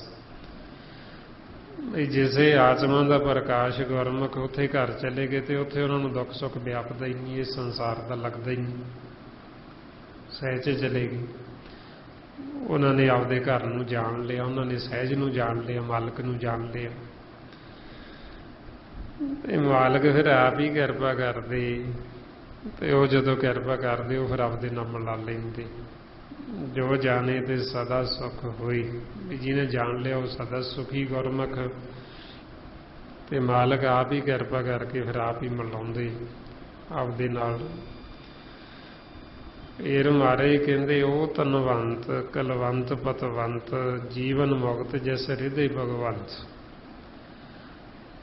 ਸਤਿਗੁਰੂ ਕਹਿੰਦੇ ਵੀ ਉਹੀਓ ਅਸਲੀ ਧਨਵੰਤ, ਵੀ ਧਨ ਵਾਲਾ। ਸੰਸਾਰ ਤਾਂ ਜਿਵੇਂ ਧਨ ਵਾਲਾ ਕਿਹਨੂੰ ਕਹਿੰਦਾ, ਵੀ ਜਿਹਦੇ ਕੋਲ ਜ਼ਿਆਦਾ ਮਾਇਆ, ਕਹਿੰਦੇ ਇਹ ਬੜਾ ਧਨਾਟ ਹੈ ਜੀ, ਇਹ ਬੜਾ ਪੈਸੇ ਵਾਲਾ। ਗੁਰੂ ਸਾਹਿਬ ਕਹਿੰਦੇ ਵੀ ਧਨਾਟ ਉਹ ਹੈ ਜਿਹਦੇ ਪੱਲੇ ਨਾਮ ਧਨ। ਜਿਹੜੇ ਮਾਲਕ ਨੂੰ ਮਿਲ ਗਏ ਉਹ ਅਸਲੀ ਧਨਾਟ ਨੇ, ਉਹ ਗੁਰਮੁਖ ਨੇ ਅਸਲ, ਉਹ ਧਨਵੰਤ ਨੇ, ਉਹ ਧਨ ਵਾਲੇ ਨੇ। ਉਹ ਕਲਵੰਤ ਵੀ ਨੇ, ਉਹ ਆਪ ਵੀ ਤਰ ਕੇ ਆਪਦੇ ਕੁੱਲ ਦਾ ਵੀ ਉਧਾਰ ਕਰ ਲੈਂਦੇ, ਉਹਨਾਂ ਦੀ ਕੁੱਲ ਵੀ ਚੰਗੀ। ਉਹ ਪਤਵੰਤ ਵੀ ਨੇ, ਉਹ ਪੱਤ ਵਾਲੇ ਵੀ ਨੇ, ਉਹਨਾਂ ਦੀ ਇੱਜ਼ਤ ਵੀ ਹੈ। ਉਹਨਾਂ ਦੀ ਇੱਜ਼ਤ ਮਾਲਕ ਦੇ ਘਰ ਦੇ ਵਿੱਚ, ਦਰਗਾਹ ਦੇ ਵਿੱਚ, ਪਰਲੋਕ ਦੇ ਵਿੱਚ। ਇਸ ਵਾਸਤੇ ਜੇ ਹੁਣ ਸਾਡੇ ਪੱਲੇ ਨਾਮ ਧਨ ਨਹੀਂ ਤੇ ਫਿਰ ਇਹ ਮਤ ਜਾਣੋ ਵੀ ਅਸੀਂ ਇੱਜ਼ਤ ਵਾਲੇ ਹਾਂ, ਅਸੀਂ ਬੇਇੱਜ਼ਤੀ। ਭਾਈਓ ਮਹਾਰਾਜ ਸੱਚੇ ਪਾਤਸ਼ਾਹ ਕਹਿੰਦੇ ਵੀ ਸੰਸਾਰ ਦੇ ਵਿੱਚ ਤਾਂ ਜੀਵ ਦੀ ਕਿੰਨੀ ਵੀ ਇੱਜ਼ਤ ਹੋਵੇ, ਪਰ ਜੇ ਉਹ ਨਾਮ ਦੇ ਨਾਲ ਨਹੀਂ ਜੁੜਿਆ, ਨਾਮ ਤੋਂ ਟੁੱਟਿਆ ਹੋਇਆ, ਭਗਤੀ ਨਹੀਂ ਕਰਦਾ, ਤੇ ਜਦੋਂ ਉਹਨੇ ਜਾਣਾ ਉਹਨੂੰ ਬੇਇੱਜ਼ਤ ਕਰਕੇ ਲੈ ਕੇ ਜਾਣਾ, ਉਹਨੂੰ ਨੰਗਿਆਂ ਕਰਕੇ ਲੈ ਕੇ ਜਾਣਾ ਜੰਮਣ, ਤੇ ਨੰਗਿਆਂ ਕਰਕੇ ਫਿਰ ਕੁੱਟਦੇ ਮਾਰਦੇ ਹੋਏ ਲੈ ਕੇ ਜਾਂਦੇ ਤੇ ਸ਼ਾਦਤ ਕਰਦੇ। ਉਹ ਜਿਹੜੇ ਗੁਰਮੁਖ ਜਾਗੇ, ਉਹਨਾਂ ਨੇ ਜਾ ਕੇ ਦੇਖਿਆ ਤੇ ਫਿਰ ਉਹਨਾਂ ਨੇ ਦੱਸਿਆ, ਕਹਿੰਦੇ ਨੰਗਾ ਦੋਜਕ ਚਾਲਿਆ, ਦਿਸੇ ਖੜਾ ਡਰਾਵਣਾ, ਕਰ ਔਗਣ ਪਛੋਤਾਵਣਾ, ਉਦੋਂ ਮਨ ਪਛਤਾਉਂਦਾ। ਇਧਰ ਸੰਸਾਰ ਦੇ ਵਿੱਚ ਉਹਦੇ ਤੇ ਬੜੇ ਰੰਗ ਚੜੇ ਹੁੰਦੇ, ਰਾਜ ਦਾ ਰੰਗ, ਕਿਸੇ ਅਹੁਦੇ ਦਾ ਵੀ ਮੇਰੇ ਕੋਲ ਬੜਾ ਵੱਡਾ ਅਹੁਦਾ, ਮਾਲ ਦਾ ਰੰਗ ਵੀ ਮੈਨੂੰ ਕਿਹੜੀ ਗੱਲ ਦਾ ਘਾਟਾ, ਮੇਰੇ ਕੋਲ ਧਨ ਦੌਲਤ ਬਹੁਤ ਹੈ, ਮੈਂ ਜੋ ਮਰਜ਼ੀ ਖਰੀਦ ਸਕਦਾ। ਤੇ ਜਦੋਂ ਦਿੱਤਾ ਹੋਇਆ ਸਮਾਂ ਖਤਮ ਹੁੰਦਾ ਤੇ ਉਹ ਜਮ ਨੇ ਜਿਹੜੇ ਉਹ ਨੰਗਿਆਂ ਕਰ ਲੈਂਦੇ, ਤੇ ਉਦੋਂ ਫਿਰ ਉਹ ਬੇਪਤ ਹੋ ਕੇ ਬੇਇੱਜ਼ਤ ਕਰਕੇ ਲੈ ਕੇ ਜਾਂਦੀ। ਮਾਰੇ ਫਰਮਾਉਂਦੇ, ਕਹਿੰਦੇ ਰਾਜ ਰੰਗ ਮਾਲ ਰੰਗ, ਰੰਗ ਰਤਨ ਨੱਚੇ ਨੰਗ, ਨਾਨਕ ਠੱਗਿਆ ਮੁੱਠਾ ਜਾਏ, ਬਿਨ ਨਾਮੇ ਪਤ ਗਿਆ ਗਵਾਈ। ਵੀ ਇਹਦਾ ਇੱਥੇ ਠੱਗਿਆ ਗਿਆ, ਮਾਇਆ ਨੇ ਠੱਗ ਲਿਆ ਸੀ, ਤੇ ਨਾਮ ਤੋਂ ਬਿਨਾਂ ਇਹਦੀ ਪਤ ਕੋਈ ਨਹੀਂ, ਇੱਜ਼ਤ ਕੋਈ ਨਹੀਂ, ਹੁਣ ਬੇਇੱਜ਼ਤ ਹੋ ਕੇ ਨੰਗਾ ਹੋ ਕੇ ਜਾ ਰਹੀ ਹੈ। ਤੇ ਸਤਿਗੁਰੂ ਕਹਿੰਦੇ ਵੀ ਉਹ ਫਿਰ ਗੁਰਮੁਖ ਨੇ ਜਿਹੜੇ ਉਹ ਪਤਵੰਤੇ ਨੇ, ਉਹ ਪੱਤ ਵਾਲੇ ਨੇ, ਜਿਨ੍ਹਾਂ ਦੇ ਪੱਲੇ ਨਾਮ ਹੈ, ਉਹ ਬੇਇੱਜ਼ਤ ਨਹੀਂ ਹੁੰਦੇ, ਉਹਨਾਂ ਨੂੰ ਫਿਰ ਸਤਿਕਾਰ ਮਿਲਦਾ ਦਰਗਾਹ ਦੇ ਵਿੱਚ। ਉਹਨਾਂ ਦੇ ਪਾਸ ਕੱਪੜਾ ਮਾਲਕ ਨੇ ਸਿਫਤ ਸਲਾਹ ਦਾ ਦਿੱਤਾ, ਨਾਮ ਦਾ ਕੱਪੜਾ, ਤੇ ਇਸ ਲਈ ਉਹ ਜੀਵਨ ਮੁਕਤ ਨਹੀਂ, ਤੇ ਉਹਨਾਂ ਦੇ ਹਿਰਦੇ ਵਿੱਚ ਉਹ ਭਗਵੰਤ ਮਾਲਕ ਵਸਦਾ, ਵਾਹਿਗੁਰੂ ਵਸਦਾ। ਇਸ ਵਾਸਤੇ ਉਹ ਜੀਵਨ ਮੁਕਤ, ਉਹ ਜਿਉਂਦੇ ਵੀ ਪ੍ਰਵਾਨ ਨੇ ਤੇ ਉਹ ਮਰਨ ਤੋਂ ਬਾਅਦ ਵੀ ਪ੍ਰਵਾਨ ਨਹੀਂ। ਮਹਾਰਾਜ ਕਹਿੰਦੇ ਗੁਰਮੁਖ ਜੀਵੇ ਮਰੇ ਪ੍ਰਵਾਨ, ਆਰਜਨ ਸੀਜੇ ਸ਼ਬਦ ਪਛਾਣ। ਵੀ ਉਹਨਾਂ ਨੂੰ ਸ਼ਬਦ ਦੀ ਪਛਾਣ ਆ ਗਈ, ਸ਼ਬਦ ਗੁਰੂ ਦੀ ਨਾਦ ਦੀ, ਉਹਦੇ ਨਾਲ ਜੁੜ ਗਏ ਤੇ ਉਹ ਜਿਉਂਦੇ ਵੀ ਪ੍ਰਵਾਨ ਨੇ ਤੇ ਮਰਨ ਤੋਂ ਬਾਅਦ ਵੀ ਪ੍ਰਵਾਨ। ਫਿਰ ਐਸੇ ਜਿਹੜੇ ਗੁਰਮੁਖ, ਉਹਨਾਂ ਦੀ ਮਹਿਮਾ, ਜਿਹੜੇ ਧਨਵੰਤ ਨੇ, ਕਲਵੰਤ ਨੇ, ਜਿਹੜੇ ਪਤਵੰਤ ਨੇ, ਜਿਹੜੇ ਜੀਵਨ ਮੁਕਤ ਨੇ, ਉਹਨਾਂ ਦੀ ਫਿਰ ਸੋਭਾ ਕਰਦੇ। ਧੰਨ ਧੰਨ ਧੰਨ ਜਨ ਆਇਆ, ਜਿਸ ਪ੍ਰਸਾਦ ਸਭ ਜਗਤ ਰਾਇਆ। ਬਈ ਐਸੇ ਗੁਰਮੁਖਾਂ ਦਾ ਸੰਸਾਰ ਚ ਆਉਣਾ ਧੰਨ, ਉਹਨਾਂ ਦਾ ਆਇਆ ਧੰਨ। ਇਹ ਉਹਨਾਂ ਦੀ ਕਿਰਪਾ ਦੁਆਰਾ ਉਹ ਆਪ ਤਾਂ ਤਰਦੇ ਹੀ, ਉਹ ਹੋਰ ਜਗਤ ਨੂੰ ਵੀ ਨਾਲ ਤਾਰ ਲੈਂਦੇ। ਜਿਹੜੇ ਜੀਵ ਉਹਨਾਂ ਦਾ ਸੰਗ ਕਰ ਲੈਂਦੇ, ਉਹ ਨਾਲ ਉਹਨਾਂ ਨੂੰ ਵੀ ਤਾਰ ਕੇ ਲੈ ਜਾਂਦੇ। ਇਸ ਲਈ ਫਿਰ ਇਹਨਾਂ ਨੂੰ ਕਹਿੰਦੇ ਪਰਉਪਕਾਰੀ ਜਨ। ਸੰਸਾਰ ਚ ਆਉਂਦੇ ਉਹ ਜਨਮ ਮਰਨ ਤੋਂ ਰਹਿਤ ਹੁੰਦੇ ਹੀ ਸਾਡੇ ਜੀਵਨ ਦੇ ਆ ਕੇ ਪਰਉਪਕਾਰ ਕਰਦੇ, ਸਾਨੂੰ ਵੀ ਉਹ ਧਨਵੰਤ, ਉਹ ਕਲਵੰਤ ਤੇ ਪਤਵੰਤ ਬਣਾ ਦਿੰਦੇ, ਸਾਨੂੰ ਵੀ ਉਹ ਨਾਮ ਦੇ ਨਾਲ ਜੋੜ ਦਿੰਦੇ, ਸੱਚ ਨਾਲ ਜੋੜ ਦਿੰਦੇ। ਇਸ ਲਈ ਮਹਾਰਾਜ ਕਹਿੰਦੇ ਜਨਮ ਮਰਨ ਦੋਹੂ ਮੈਂ ਨਾਹੀ, ਜਨ ਪਰਉਪਕਾਰੀ ਆਏ। ਜੀ ਦਾਨ ਦੇ ਭਗਤੀ ਲਾਵਣ, ਹਰ ਸਿਉ ਲੈਣ ਮਲਾਈ। ਵੀ ਉਹ ਸਾਨੂੰ ਜੀਵਨ ਨੂੰ ਮਾਲਕ ਦੇ ਨਾਲ ਮਿਲਾਉਂਦੇ, ਪਰਮਾਤਮਾ ਨਾਲ ਮਿਲਾਉਂਦੇ। ਤੇ ਉਹਨਾਂ ਦੀ ਕਿਰਪਾ ਦੁਆਰਾ ਫਿਰ ਅਸੀਂ ਇਹ ਜਗਤ ਸੰਸਾਰ ਸਾਗਰ ਤੋਂ ਤਰ ਜਾਂਦੇ। ਅੱਗੇ ਮਹਾਰਾਜ ਕਹਿੰਦੇ ਜਨ ਆਵਨ ਕਾ ਇਹ ਸਵਾਓ, ਜਨ ਕੇ ਸੰਗ ਚੇਤਾਵੀ ਲਾਓ। ਵੀ ਐਸੇ ਜਨਾਂ ਦੇ ਆਉਣ ਦਾ ਜਿਹੜਾ ਸੰਸਾਰ ਦੇ ਵਿੱਚ ਮਨੋਰਥ, ਵੀ ਜੋ ਉਹਨਾਂ ਦਾ ਪ੍ਰਯੋਜਨ ਵੀ ਉਹਨਾਂ ਦਾ ਜਦੋਂ ਅਸੀਂ ਸੰਗ ਕਰਦੇ ਉਹਨਾਂ ਦਾ ਸੰਗ ਕਰਨ ਦੇ ਨਾਲ ਸਾਨੂੰ ਮਾਲਕ ਦਾ ਨਾਮ ਚੇਤੇ ਆਉਂਦਾ। ਜਦੋਂ ਅਸੀਂ ਉਹਨਾਂ ਦਾ ਸੰਗ ਕਰਦੇ ਤਾਂ ਸਾਨੂੰ ਮਾਲਕ ਯਾਦ ਆਉਂਦਾ, ਸਹਿਜ ਸੁਭਾਈ ਸਾਡੇ ਮੁਖ ਚੋਂ ਨਿਕਲਦਾ ਵਾਹਿਗੁਰੂ। ਤੇ ਇਸੇ ਕਰਕੇ ਫਿਰ ਆਪਾਂ ਤਾਂਹੀਓ ਅਰਦਾਸ 'ਚ ਵੀ ਬੇਨਤੀਆਂ ਕਰਦੇ ਵੀ ਸਾਨੂੰ ਐਸੇ ਗੁਰਮੁਖਾਂ ਦਾ ਸੰਗ ਹੋਵੇ ਵੀ ਜਿਨ੍ਹਾਂ ਨੂੰ ਮਿਲ ਕੇ ਸਾਨੂੰ ਤੇਰਾ ਨਾਮ ਚੇਤੇ ਆਵੇ। ਸਹੀ ਪਿਆਰੇ ਮੇਲ ਜਿਨ੍ਹਾਂ ਮਿਲਿਆ ਤੇਰਾ ਨਾਮ ਚੇਤਾ ਆਵੇ। ਆਪਾਂ ਅਰਦਾਸ 'ਚ ਰੋਜ਼ ਪੜ੍ਹਦੇ ਹਾਂ ਤੇ ਉਹ ਐਸੇ ਜਾਣੇ ਫਿਰ ਗੁਰਮੁਖ ਸੰਤ ਸਾਧੂ ਗੁਰਸਿੱਖ ਜਿਹੜੇ ਮਾਲਕ ਨੂੰ ਮਿਲੇ ਉਹਨਾਂ ਦਾ ਸੰਗ ਕਰਕੇ ਸਾਨੂੰ ਫਿਰ ਮਾਲਕ ਦਾ ਨਾਂ ਚੇਤੇ ਆਉਂਦਾ, ਸਾਨੂੰ ਪਰਮਾਤਮਾ ਯਾਦ ਆਉਂਦਾ। ਫਿਰ ਮਹਾਰਾਜ ਕਹਿੰਦੇ ਆਪ ਮੁਕਤ ਮੁਕਤ ਕਰੇ ਸੰਸਾਰ, ਨਾਨਕ ਤਿਸ ਜਨ ਕੋ ਸਦਾ ਨਮਸਕਾਰ। ਬਈ ਉਹ ਆਪ ਦਾ ਜੀਵਨ ਮੁਕਤ ਹੈਗਾ ਹੀ, ਉਹ ਨਾਲ ਸੰਸਾਰ ਨੂੰ ਵੀ ਮੁਕਤ ਕਰ ਲੈਂਦਾ। ਜਿਹੜੇ ਵੀ ਉਹਦਾ ਸੰਗ ਕਰਦੇ ਉਹਨਾਂ ਨੂੰ ਵੀ ਨਾਲ ਮੁਕਤ ਕਰਾ ਲੈਂਦਾ ਹੈ। ਤੇ ਐਸੇ ਜਿਹੜੇ ਜਨ ਐਸੇ ਗੁਰਸਿੱਖ ਸਾਧੂ ਮਹਾਰਾਜ ਕਹਿੰਦੇ ਉਹਨਾਂ ਨੂੰ ਅਸੀਂ ਸਦਾ ਨਮਸਕਾਰ ਕਰਦੇ, ਜਿਹੜੇ ਆਪ ਮੁਕਤ ਨੇ ਤੇ ਨਾਲ ਸੰਸਾਰ ਨੂੰ ਮੁਕਤ ਕਰਦੇ। ਐਸੇ ਗੁਰਮੁਖਾਂ ਦੀ ਫਿਰ ਵਡਿਆਈ, ਉਹਨਾਂ ਦੀ ਸੋਭਾ, ਉਹਨਾਂ ਦੀ ਮਹਿਮਾ ਸਤਿਗੁਰੂ ਗੁਰਬਾਣੀ ਗੁਰੂ 'ਚ ਕਰਦੇ। ਇਹ ਐਸੇ ਗੁਰਮੁਖਾਂ ਦਾ ਹੀ ਫਿਰ ਬੇਨਤੀਆਂ ਕਰਦੇ ਵੀ ਸਾਨੂੰ ਵੀ ਸੰਗ ਹੋ ਜੇ, ਸਾਨੂੰ ਉਹਨਾਂ ਦੀ ਧੂੜੀ ਮਿਲ ਜੇ, ਉਹਨਾਂ ਦੇ ਵਚਨ ਮਿਲ ਜਾਣ। ਇਸ ਲਈ ਆਪਾਂ ਰੋਜ਼ ਬੇਨਤੀਆਂ ਕਰਦੇ ਹਾਂ, ਪੜ੍ਹਦੇ ਹਾਂ ਆਪਾਂ ਨਾਨਕ ਦਾਸ ਇਹ ਸੁਖ ਮੰਗੇ ਮੁਖ ਕਰ ਸੰਤਨ ਕੀ ਧੂਰੇ। ਵੀ ਸਾਨੂੰ ਸੰਤਾਂ ਦੀ ਧੂੜੀ ਮਿਲ ਜੇ, ਅਸੀਂ ਉਹਨਾਂ ਦੀ ਧੂੜੀ ਬਣ ਜਾਈਏ। ਧੂੜੀ ਕੀ ਹੁੰਦੀ? ਉਹਨਾਂ ਦੇ ਵਚਨ। ਵੀ ਸਾਨੂੰ ਸਤ ਸੰਗਤ ਮਿਲ ਜੇ, ਉਹਨਾਂ ਦੇ ਵਚਨ ਸੁਣਨ ਨੂੰ ਮਿਲ ਜਾਣ ਤਾਂ ਕਿ ਉਹਨਾਂ ਵਚਨਾਂ ਦੀ ਧੂੜੀ ਸਾਡੇ ਮਨ 'ਤੇ ਪਵੇ ਤੇ ਸਾਡਾ ਪਾਪੀ ਮਨ ਸ਼ੁੱਧ ਹੋ ਜੇ। ਜਦੋਂ ਉਹਨਾਂ ਦੀ ਵਚਨਾਂ ਦੀ ਧੂੜੀ ਅਸੀਂ ਲੈਂਦੇ ਹਾਂ, ਵਾਰ-ਵਾਰ ਆਪਾਂ ਸੁਣਦੇ ਹਾਂ ਤੇ ਉਹ ਸਾਡੇ ਮਨ ਨੂੰ ਨਿਰਮਲ ਕਰ ਦਿੰਦੇ, ਸਾਡੇ ਮਨ ਦਾ ਇਸ਼ਨਾਨ ਹੁੰਦਾ ਹੈ। ਇਸ ਵਾਸਤੇ ਫਿਰ ਬੇਨਤੀ ਕਰਦੇ ਵੀ ਐਸੇ ਗੁਰਮੁਖਾਂ ਦਾ ਸਾਨੂੰ ਸੰਗ ਹੋ ਜੇ। ਮਹਾਰਾਜ ਕਹਿੰਦੇ ਕਹੋ ਨਾਨਕ ਪ੍ਰਭ ਬਖਸ਼ ਕਰੀਜੇ, ਕਰ ਕਿਰਪਾ ਮੁਖੇ ਸਾਧ ਸੰਗ ਦੀਜੇ। ਇਹ ਸਾਡੇ ਤੇ ਵੀ ਬਖਸ਼ਿਸ਼ ਕਰੋ, ਕਿਰਪਾ ਕਰੋ, ਸਾਨੂੰ ਵੀ ਇਹ ਸਤ ਸੰਗਤ ਮਿਲਾ ਦਿਓ। ਸੋ ਆਪਣੇ ਤੇ ਹੁਣ ਮਾਲਕ ਨੇ ਕਿਰਪਾ ਕੀਤੀ ਵੀ ਇਹ ਆਪਾਂ ਨੂੰ ਸਤ ਸੰਗਤ ਮਿਲੀ ਹੈ। ਇਹ ਵੱਡੇ ਭਾਗਾਂ ਦੀ ਨਿਸ਼ਾਨੀ। ਬੜ ਭਾਗੀ ਸਤ ਸੰਗਤ ਪਾਵੇ, ਭਾਗਹੀਣ ਭਰਮ ਝੋਟਾਂ ਖਾਵੇ। ਬਿਨ ਭਾਗਾਂ ਸਤ ਸੰਗ ਨ ਲੱਭੇ, ਬਿਨ ਸੰਗਤ ਮੈਲ ਭਰੀ ਜੇ ਜੀਓ। ਵੱਡੇ ਭਾਗਾਂ ਨਾਲ ਆਪਾਂ ਸਤ ਸੰਗਤ 'ਚ ਆਉਂਦੇ ਹਾਂ ਤੇ ਜਿਹੜੇ ਭਾਗਾਂ ਤੋਂ ਹੀਣੇ ਉਹ ਭਰਮ 'ਚ ਝੋਟਾਂ ਖਾਂਦੇ, ਉਹ ਸੰਗਤ 'ਚ ਆਉਂਦੇ ਹੀ ਨਹੀਂ। ਤੇ ਸੰਗਤ ਤੋਂ ਬਿਨਾਂ ਸਾਡਾ ਮਨ ਮੈਲ ਨਾਲ ਭਰਿਆ ਰਹਿੰਦਾ, ਸ਼ੁੱਧ ਹੁੰਦਾ ਹੀ ਨਹੀਂ, ਧੋਤਾ ਜਾਂਦਾ ਹੀ ਨਹੀਂ। ਸੰਗਤ ਦੇ ਵਿੱਚ ਆ ਕੇ ਹੀ ਸਾਨੂੰ ਇਹ ਤਰੀਕਾ ਜੁਗਤੀ ਮਿਲਣੀ ਵੀ ਕਿਵੇਂ ਅਸੀਂ ਮਨ ਨੂੰ ਧੋਣਾ, ਕਿਵੇਂ ਸਾਡੇ ਮਨ ਦਾ ਇਸ਼ਨਾਨ ਹੋਣਾ, ਕਿਵੇਂ ਨਿਰਮਲ ਹੋਣਾ।